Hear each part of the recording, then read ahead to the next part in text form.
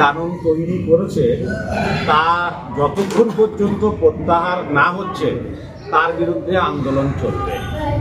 আজকে ফুরফুরা দরবার শরীফে ফুরফুরা শরীফের পীর সাহেব কেবলাগণ, পীরজাদাগণ এবং বিভিন্ন মুসলিম সংগঠনের যারা পশ্চিমবাংলায় নেতৃস্থানীয় তারা এসেছিলেন। বেলা 2টো থেকে আমরা ফুরফুরা শরীফের পীর আল্লামা ইমরান উদ্দিন সিদ্দিকী সাহেবের সভাপতিত্বে এখানে দীর্ঘ আলোচনা হয়েছে। প্রায় 3 ঘন্টা আলোচনার পরে আজকে সিদ্ধান্ত হয়েছে যে পশ্চিমবাংলার মানুষের সম্মিলিত প্রতিবাদ কলকাতার ব্রিগেড প্যারেড গ্রাউন্ডেই ইনশাল্লাহ অনুষ্ঠিত হবে। যত দ্রুত সম্ভব প্রশাসনের সঙ্গে কথা বলে দিন ধার্য করে এবং দিনের জায়গার অনুমতি নিয়ে খুব তাড়াতাড়ি তা আমরা পশ্চিমবাংলার মানুষকে ইনশাল্লাহ জানাতে পারব।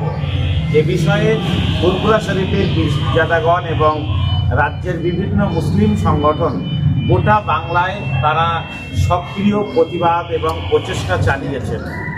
এই প্রচেষ্টায় ফলে গোটা বাংলা খুব অল্প দিনে কলকাতার ব্রিগেড প্যারেড গ্রাউন্ড সমাবেশ সফল করার জন্যে তারা অত্যন্ত দৃঢ়তার সঙ্গে গোটা বাংলা জেগে উঠেছে।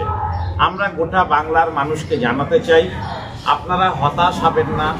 আপনারা জানেন যে ব্রিগেডে সভা করার জন্যে আমরা শেষ পর্যন্ত কলকাতার মহামান্য আদালতের দ্বারস্থ হয়েছি।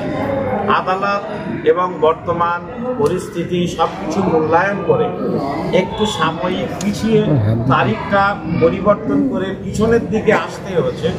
তার মানে ব্রিগেড সমাবেশ হবে না এটা নয়।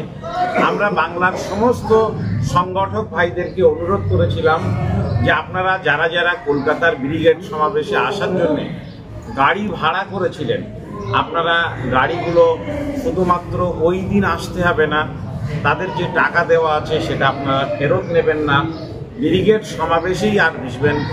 দ্রুত পরবর্তী দিন ধার্য হবে এবং সেই দিনে আপনারা কলকাতায় ওই গাড়িতে করেই আসবেন। আজকের যেটা আলোচনা হয়েছে যে অল ইন্ডিয়া মুসলিম পার্সোনাল ল বোর্ডের ব্যানারেই ইনশাআল্লাহ ব্রিগেড সমাবেশ হবে।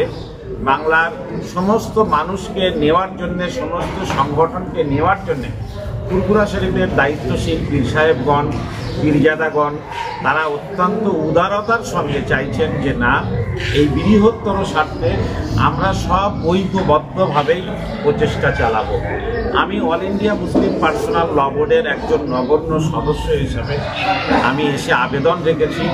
যতবার ততবারই আমার কথায় তারা সাড়া দিয়েছেন।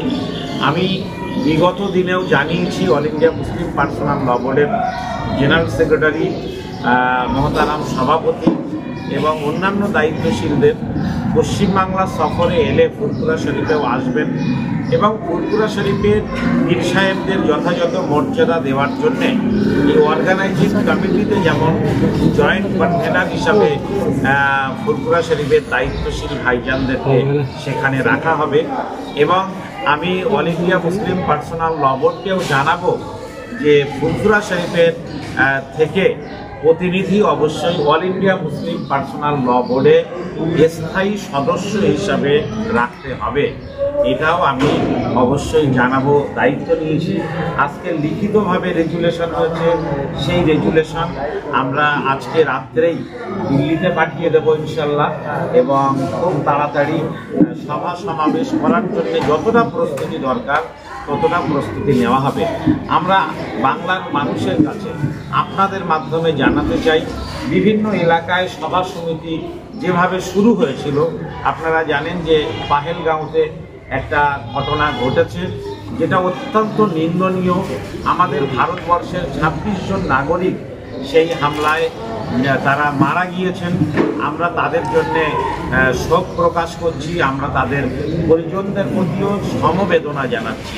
অল ইন্ডিয়া মুসলিম পার্সোনাল ল বোর্ড 3 দিনের জন্য শোক জ্ঞাপন করে সমস্ত কর্মসূচি 23, 24 এবং 25 এপ্রিল স্থগিত রেখেছিল, বন্ধ রেখেছিল।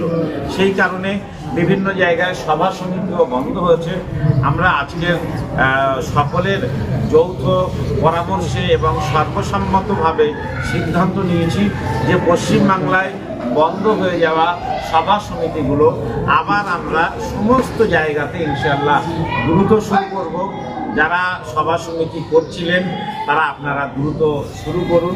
সভা সমিতি সর্বত্র চলবে এবং আগামী 5 মে মহামান্য সর্বোচ্চ আদালত সুপ্রিম কোর্টে এই বিষয়ে শুনানি আছে, সেদিকেও আপনারা নজর রাখবেন। অল ইন্ডিয়া মুসলিম পার্সোনাল ল বোর্ড যেমন এই মামলায় অংশ নিয়েছে, ফুরফুরা শরীফের পীর সাহেবরাও অংশ নিয়েছেন, বিভিন্ন অন্যান্য মুসলিম সংগঠনও তারা আপিল করেছেন মহামান্য সর্বোচ্চ আদালতে। আমরা আশা করি এই দুঃসময়ে আমাদের যৌথ প্রচেষ্টার মধ্য দিয়ে আমরা এই কালো দিন, এই অন্ধকার সময় আমরা কাটাতে পারবো। আবার নতুন করে বাংলায় এবং ভারতবর্ষে সম্প্রীতি আর সৌহার্দ্যের বাতাবরণ আলো আমরা ফোটাতে পারবো এবং আমরা আশা করছি যে এই আন্দোলন আমরা ইনশাল্লাহ কামিয়াব হব। আজকের আমাদের যিনি এই দীর্ঘ 3 ঘন্টার সভায় সভাপতিত্ব করলেন আমাদের ভাইজান হুজুর কেবলা, আমি তাকে কিছু বলার জন্যে আপনাদের সামনে অনুরোধ করছি। উনি খুব সংক্ষেপে দিয়ে একটা কথা, দুয়া ভালোবাসামূলক পরামর্শমূলক